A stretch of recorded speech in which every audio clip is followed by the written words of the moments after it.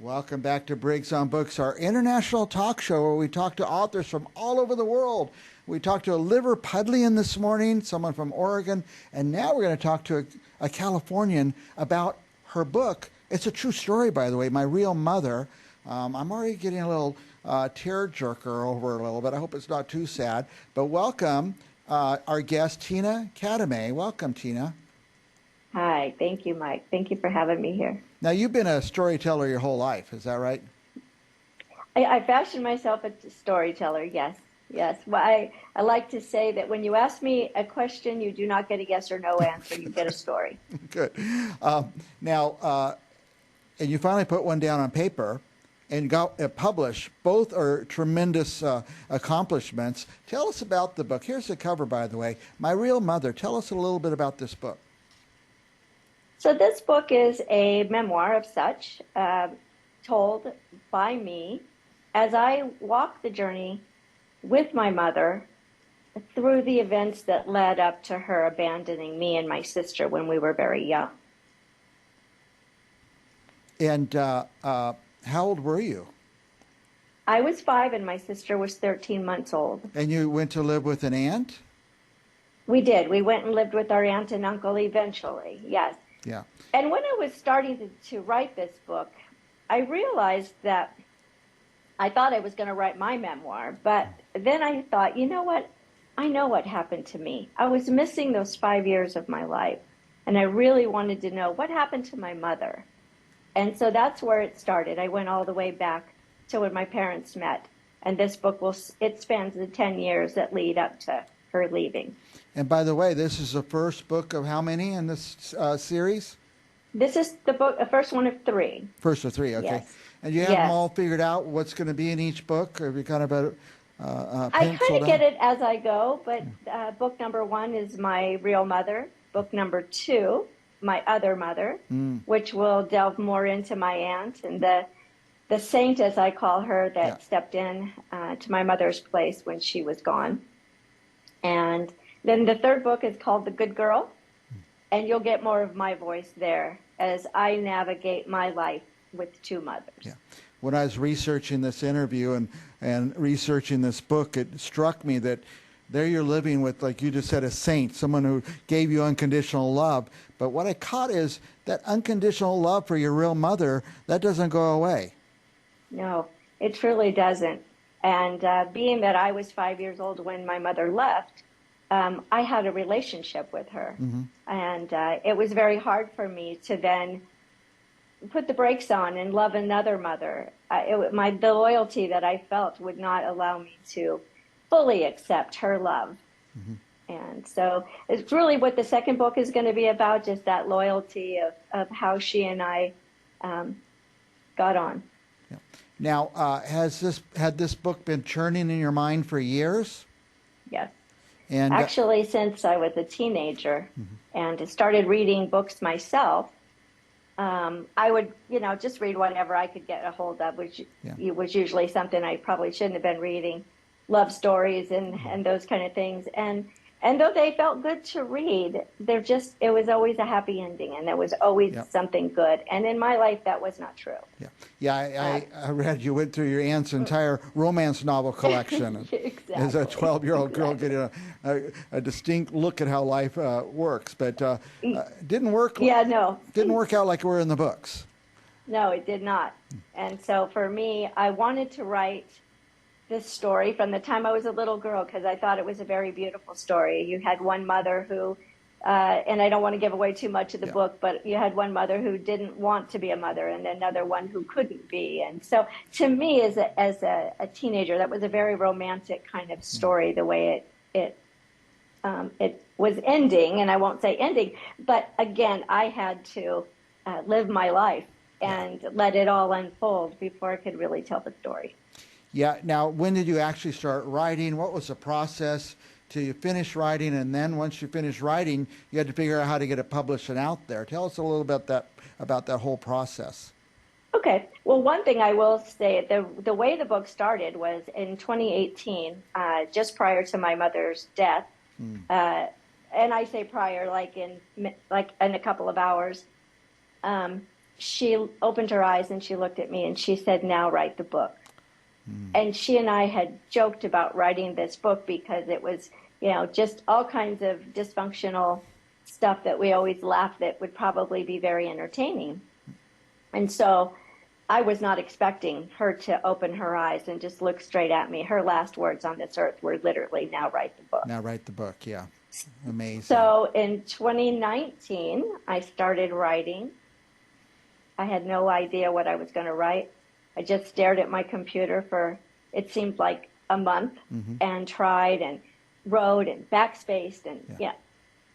Eventually I just said, "Mom," literally cried out loud, "Mom, if you want me to write this book, then you need to come and help me."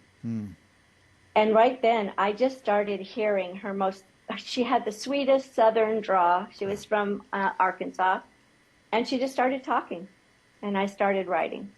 And my real mother is that what she told, the story she told of the things that happened that led up to her leaving.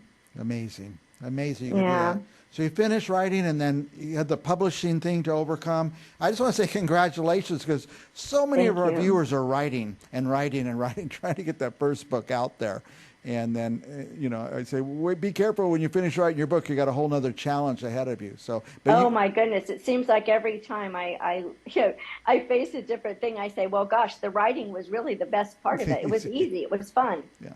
And everything else has been work ever since. But I am self-published. Yeah. I opted to go that route instead of waiting, 3 or 4 maybe years to find somebody who would want to take the book on. Yeah. But I did go through editing and copy editing, and it's gone all the way through. Yeah. Now, have you started finding other people who have a similar story? Interestingly, I'll tell you one story that it was quite I was unprepared for it in a way, and I had gotten a message from somebody who had read the book, and it was somebody I had worked with 20-something years ago, and it was a male. And he texted me and said, "Hey, I'm so and so, and I want to let you know." He said, "I heard you wrote a book, and I wanted to read it." And he went on to tell me how it paralleled in his life and how it spoke to him, and he wanted his sister to read it because they had gone through some pretty similar stuff as my sister and I. So I've gotten lots of feedback like that on how it really has touched people. Yeah, since I've been doing the show, we've been doing the show since 2008, and it just amazes me how people have felt they're the only ones who went through this their experience.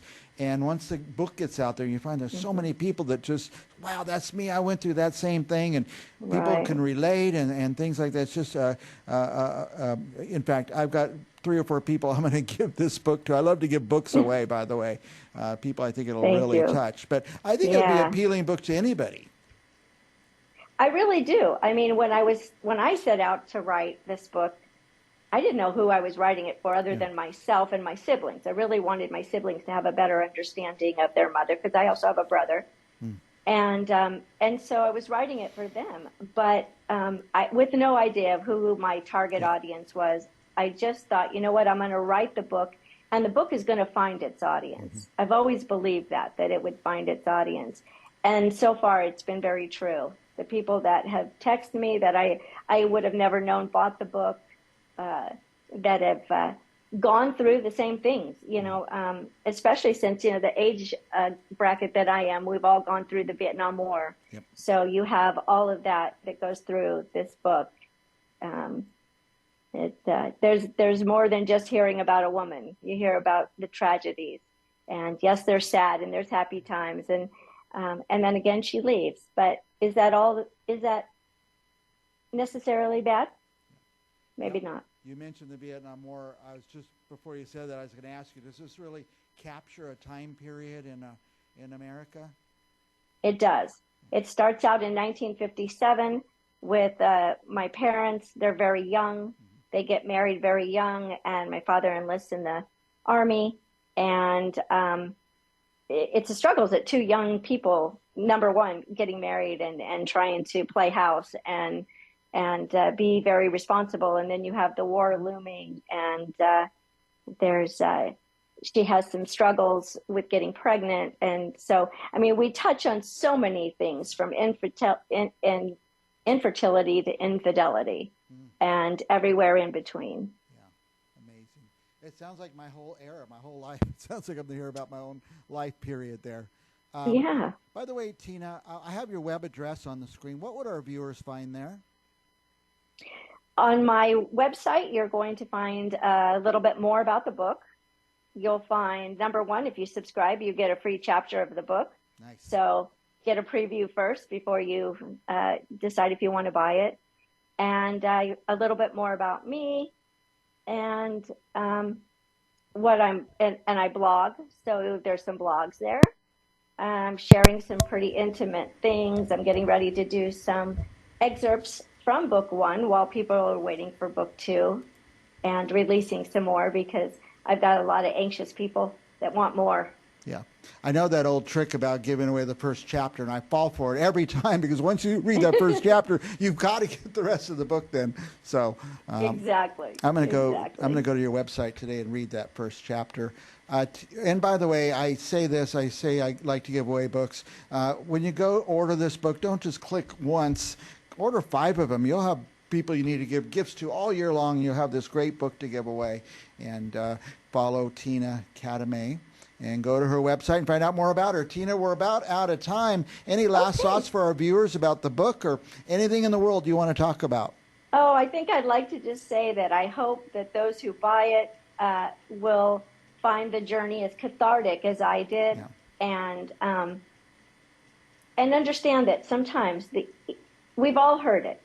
Put yourself in somebody else's shoes. Yep. But it isn't easy. And it isn't always the journey that I had, putting myself in my mother's shoes, writing her story. But I think your readers and your audience, or my audience and your readers, will find it a beautiful story without happy endings. Beautiful story without a happy ending.